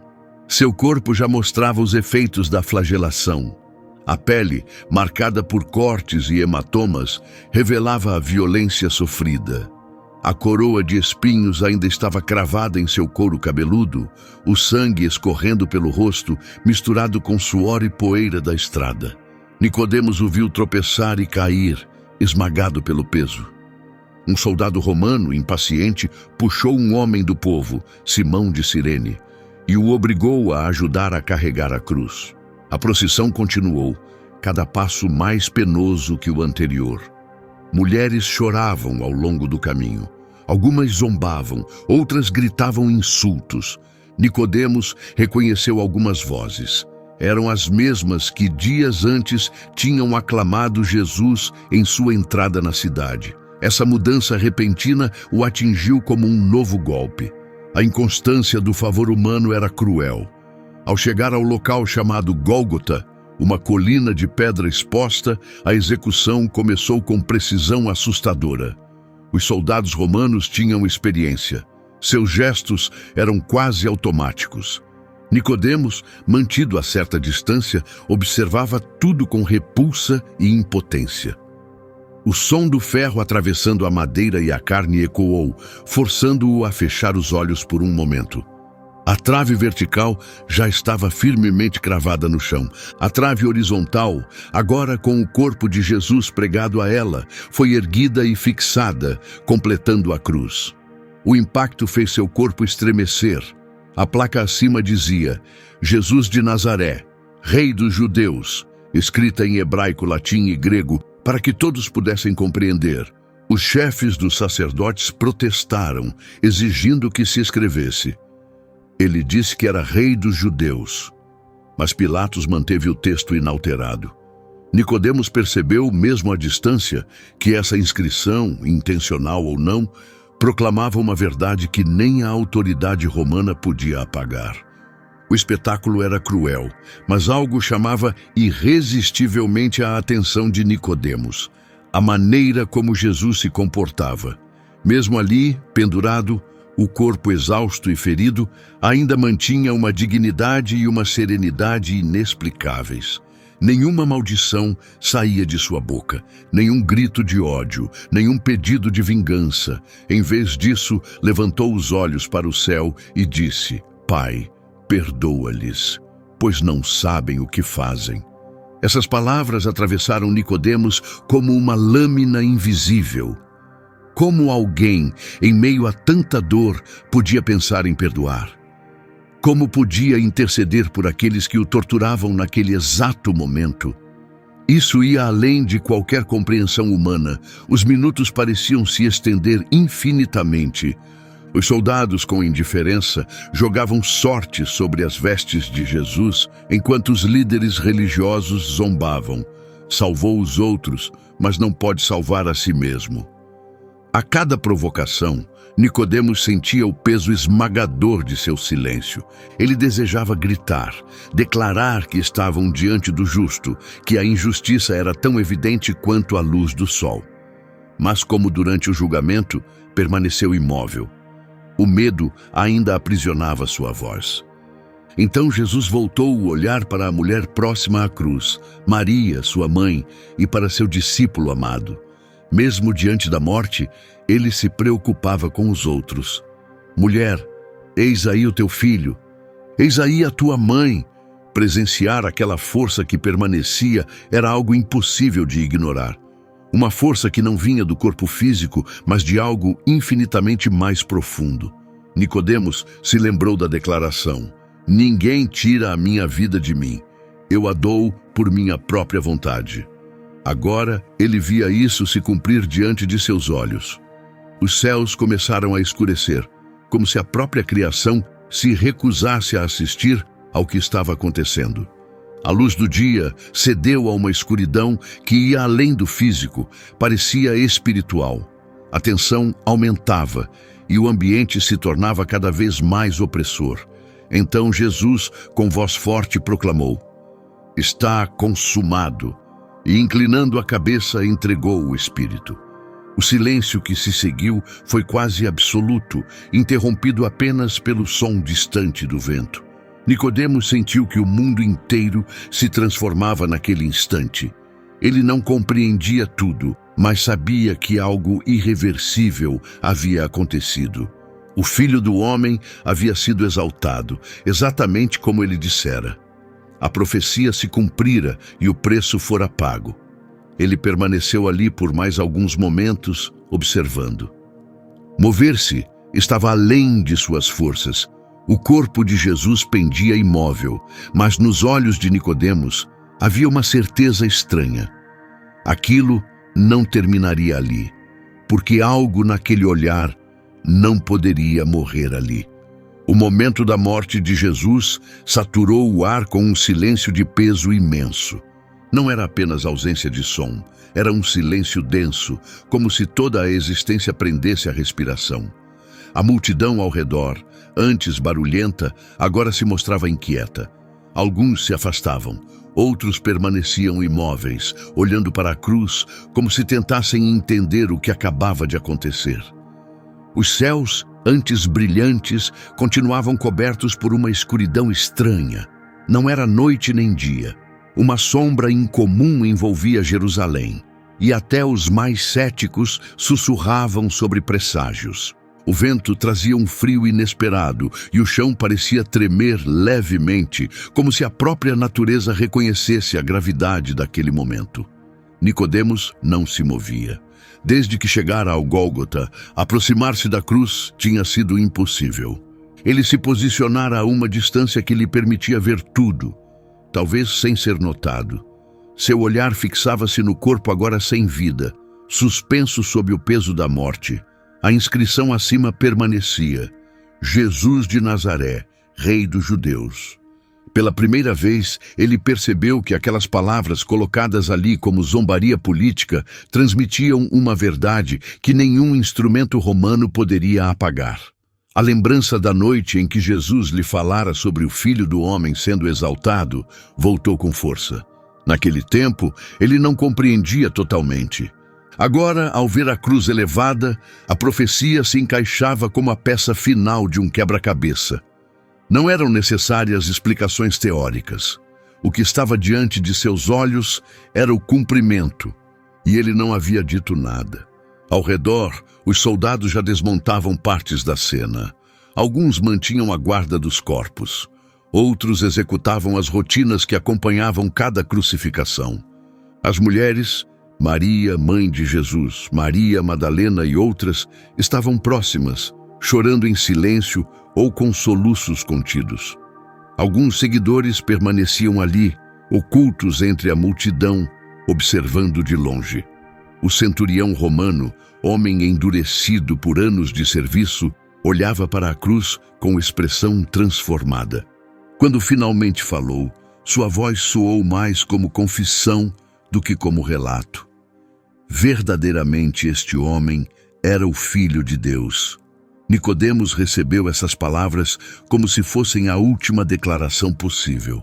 Um gentio, um soldado estrangeiro, conseguiu dizer em voz alta o que ele, mestre em Israel, não teve coragem de afirmar. A frase ecoava dentro dele como acusação, não apenas contra sua convicção, mas contra sua falta de ação. Os minutos se arrastavam. O frio parecia se intensificar apesar da hora. Nicodemos sentia não apenas a mudança no clima, mas um vazio interior, como se a oportunidade de falar tivesse desaparecido para sempre. Revivia mentalmente cada ocasião no conselho, cada chance de intervir, cada instante em que poderia ter se levantado e dito algo. E em todas essas ocasiões, o que havia dito? Nada. Sua reputação continuava intacta. Ainda era membro respeitado do conselho, ainda tinha status, ainda mantinha seu assento garantido nas assembleias. Mas agora percebia que tudo isso estava manchado pelo silêncio cúmplice. E também percebia que ter prestígio diante dos homens não tinha peso algum diante da consciência, diante de Deus. As horas seguintes foram marcadas por murmúrios confusos e movimentos dispersos da multidão. Muitos desceram a colina evitando falar alto, como se quisessem se distanciar rapidamente de uma cena que começava a pesar em seus pensamentos. Outros permaneceram paralisados, como se temessem que virar as costas significasse trair aquele que acabara de morrer. Nicodemos permaneceu, não porque não pudesse partir, mas porque não conseguia se forçar a ir embora. Seus pés pareciam presos ao chão. Ele sabia que algo precisava ser feito, mas a incerteza nublava os detalhes. O corpo continuava preso à cruz, e a lei romana permitia que ele permanecesse exposto como advertência para os outros. A imagem do Filho do Homem ali, exposto ao vento e à poeira, penetrava cada vez mais fundo em seu ser. Em seus pensamentos, as palavras de Jesus não soavam como lembranças distantes, mas como voz viva. Deus amou tanto o mundo que entregou seu Filho único. Ele compreendia, enfim, que estava presenciando o ápice desse amor, mas também entendia que esse amor exigia resposta. O arrependimento começava a crescer como fogo, ia além da tristeza pelo que via. Tornava-se dor aguda ao perceber que estivera nos bastidores da condenação e, ainda assim, escolheu o silêncio. Não era o único, mas isso não diminuía sua responsabilidade. O fracasso em agir era só dele. Enquanto o corpo de Jesus permanecia suspenso, a grandiosidade do que havia ocorrido caía sobre ele como pedra. O que o esperava no dia seguinte era incerto, mas uma coisa se tornava clara. Continuar apenas como observador era impossível. A angústia o perfurava, mas dentro dela havia algo diferente, uma energia estranha, um impulso ainda sem nome, mas que começava a sobrepor-se ao medo. O arrependimento pode ser mais forte que a dor. O corpo de Jesus ainda estava na cruz quando o movimento em Gólgota começou a mudar. O sol já se punha e a sombra da montanha se estendia pelo vale. A lei judaica determinava que os corpos fossem retirados antes do pôr do sol, especialmente porque se aproximava o sábado. E não um sábado qualquer, mas a Páscoa. Deixar um corpo exposto significaria profanação da terra e escândalo à tradição sagrada. Foi nesse momento que um homem respeitado entre os líderes, José de Arimateia, tomou uma decisão corajosa. Ele não era apenas um seguidor oculto de Jesus, era um membro honrado do conselho. Até então, mantivera sua fé em silêncio, assim como Nicodemos. Mas naquele dia, o silêncio se tornara insuportável. Enquanto muitos se dispersavam, José deixou a colina e caminhou com firmeza até o pretório, residência oficial de Pôncio Pilatos. Era um gesto arriscado. Pedir o corpo de alguém condenado à crucificação podia ser visto como cumplicidade ou apoio aos seus ensinamentos. Mesmo assim, José entrou. Sua voz se manteve firme ao fazer o pedido.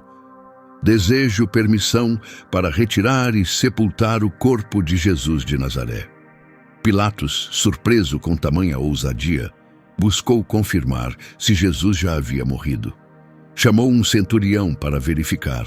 A resposta veio rapidamente. De fato, ele havia falecido. Pilatos então concedeu a autorização. José de Arimateia saiu dali com um documento oficial, mas carregando algo muito mais pesado. A certeza de que havia cruzado um limite invisível.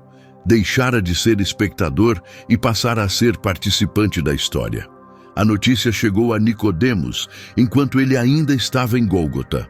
Ele observava à distância a movimentação dos soldados e os pequenos grupos que se formavam perto da cruz. Ao saber que José havia obtido permissão para retirar o corpo, algo se agitou dentro dele. Por um instante, pensou se continuar apenas como observador seria suficiente. Afinal, sua presença não era exatamente necessária. José já havia se exposto ao risco. Mas quase sem perceber, seus pés começaram a se mover. Nicodemos recusava-se a apenas assistir àquele momento final. Lembrou-se de cada palavra que recebera de Jesus e sentiu que tinha o dever de prestar uma homenagem. Se não tivera coragem para defendê-lo em vida, ao menos poderia honrar seu corpo na morte. Retirou-se por um breve período e voltou carregando algo que chamou a atenção de todos ao redor. Uma mistura de mirra e aloés, cerca de 34 quilos, um valor considerável. Essa quantidade era reservada apenas para os sepultamentos mais nobres, destinados a reis, autoridades ou homens de grande prestígio. A mirra, com seu perfume intenso e profundo, e os aloés, com sua essência terrosa, serviriam para preparar o corpo e retardar a decomposição. Era um gesto de honra, mas também uma declaração silenciosa. Aos olhos de Nicodemos, Jesus não era um criminoso. Merecia ser tratado como realeza. A cena que se formou era extraordinária. 2 membros respeitados do conselho, antes cautelosos quanto à sua fé, agora estavam juntos diante da cruz. José trouxe a permissão para retirar o corpo. Nicodemos trouxe os preciosos aromas. Os soldados, acostumados a execuções rápidas e descartes sem cerimônia, observavam com curiosidade. Pedidos para recuperar corpos de condenados eram raros, e preparação com tanto cuidado, mais rara ainda. Aproximaram-se com reverência. A tarefa exigia esforço considerável.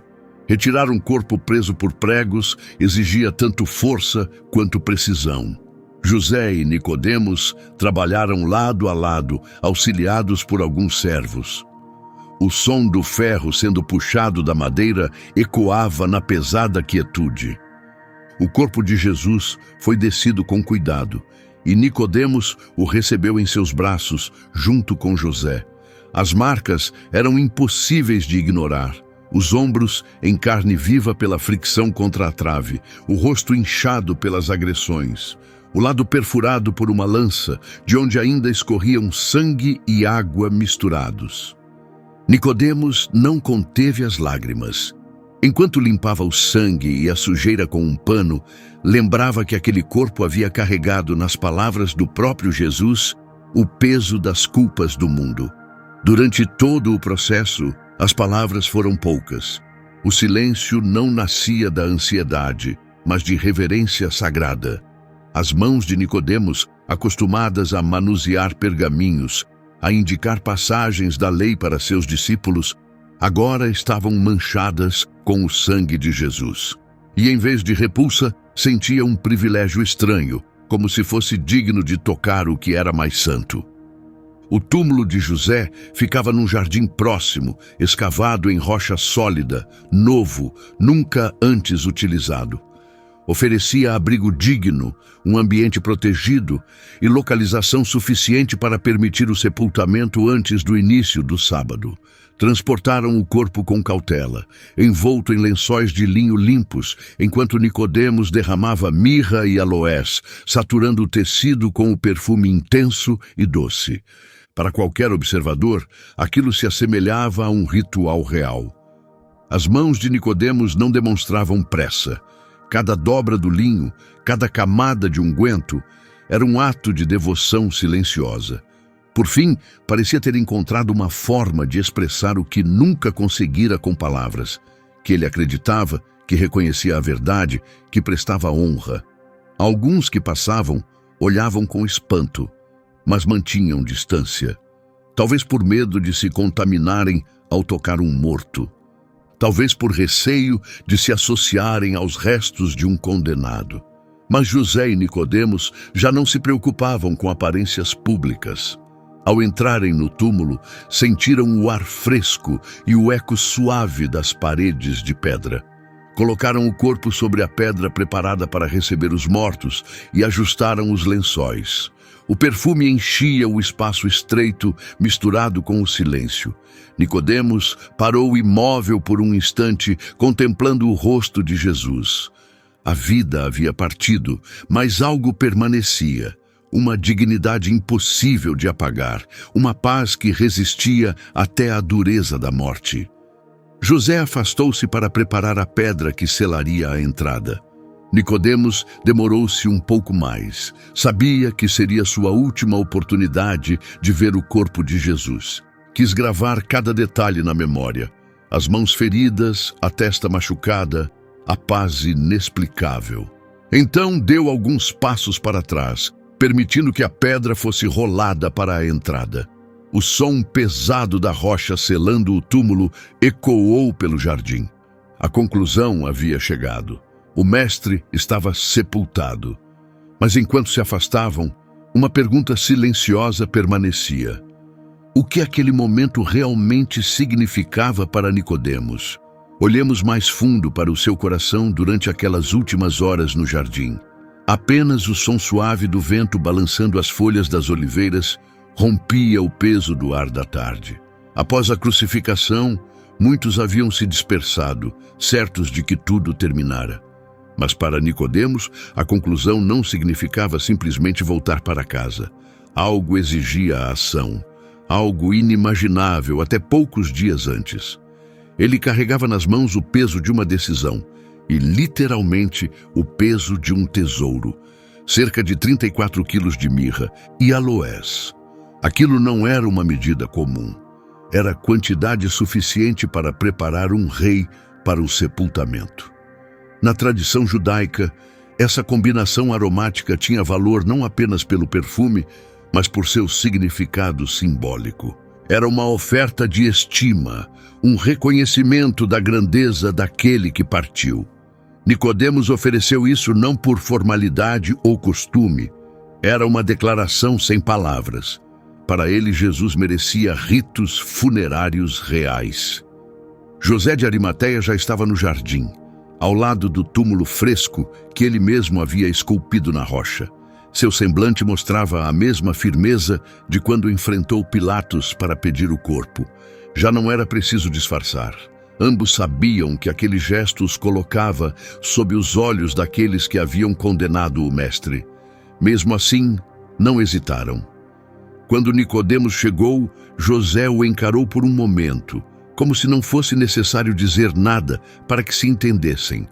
Sua presença, trazendo aquele fardo perfumado, dizia tudo. Aquilo era mais que uma oferta. Era o rompimento definitivo com o silêncio que o atormentara por meses. O corpo de Jesus estava ali, ainda marcado pelo sofrimento. Feridas abertas da flagelação, a coroa de espinhos que havia perfurado sua testa, os cravos que atravessaram mãos e pés. Tudo permanecia visível diante deles. Nicodemos se aproximou com reverência, como se pisasse em solo sagrado. Seus dedos, acostumados a pergaminhos e discussões acadêmicas, agora tocavam a pele fria e ferida daquele que lhe falara sobre o novo nascimento. Enquanto José sustentava o corpo, Nicodemos começou a preparar as faixas de linho. O aroma de mirra e aloés impregnava o ambiente, denso e doce, misturado ao frescor úmido do túmulo. Ele trabalhava com precisão, mas também com ternura. Aquilo não era um ritual mecânico. Cada dobra do linho, cada aplicação do unguento acontecia como uma oração sem palavras. A pressa não existia ali. O mundo lá fora podia se agitar com os preparativos da Páscoa, mas dentro daquela pequena câmara de pedra, o tempo parecia suspenso. A luz que entrava pela abertura iluminava o rosto de Jesus, agora sereno, livre da tensão da dor. Nicodemos cobria os ombros com o linho, cobrindo as feridas, envolvendo o corpo com respeito. Em alguns momentos parava, não por cansaço físico, mas porque as lágrimas lhe turvavam a visão. Lembrava-se daquela primeira noite, escondido nas sombras, com medo de ser visto. Lembrava-se de ter escolhido encontrar Jesus quando ninguém estava presente para evitar o peso das críticas e o risco de perder sua posição no conselho. Agora estava ali, à plena luz do dia, em um gesto visível a todos. E, estranhamente, não sentia medo. Sentia liberdade. A opinião dos outros já não importava. O risco não havia desaparecido, mas algo maior o havia superado. Uma certeza ainda inexplicável, mas que ardia dentro dele. Talvez fosse isso o que Jesus quis dizer com o novo nascimento. Não apenas uma mudança na mente, mas uma transformação na conduta, no coração, na existência. José ajudava em silêncio, mas seu olhar dizia tudo. Dois homens, antes seguidores ocultos, agora se revelavam por suas ações. Naquele instante, títulos, cargos e prestígios haviam desaparecido. Restaram dois servos, honrando seu mestre. Quando o corpo foi totalmente preparado, envolto em linho limpo e embebido na fragrância das especiarias, colocaram-no sobre a pedra esculpida no interior do túmulo. Nicodemos recuou, contemplando a cena. Não havia ali um rei sentado num trono de ouro, mas existia mais dignidade do que em qualquer governante que ele já havia visto. O perfume da mirra e dos aloés permaneceria impregnado na pedra por dias, talvez semanas. Qualquer um que entrasse ali sentiria o aroma antes mesmo de ver o corpo. Para Nicodemos, aquele perfume se tornaria inseparável da lembrança de Jesus. Um lembrete de que, mesmo na morte, existiam beleza, dignidade e promessa. Enquanto José se posicionava para fechar a entrada com a grande pedra, Nicodemos permaneceu observando. Ele havia se aproximado do mestre como um homem curioso, em busca de respostas em segredo. Agora partia como alguém que se expôs publicamente para prestar honra. O que antes era oculto tornara-se ação visível, e nesse gesto Nicodemos entendeu que seu segredo não era apenas coragem, era uma convicção viva. Séculos se passaram, impérios surgiram e caíram, línguas evoluíram, fronteiras foram redesenhadas. Mas o relato de um fariseu que encontrou Jesus numa noite silenciosa e terminou honrando-o à luz do dia, continua atravessando gerações.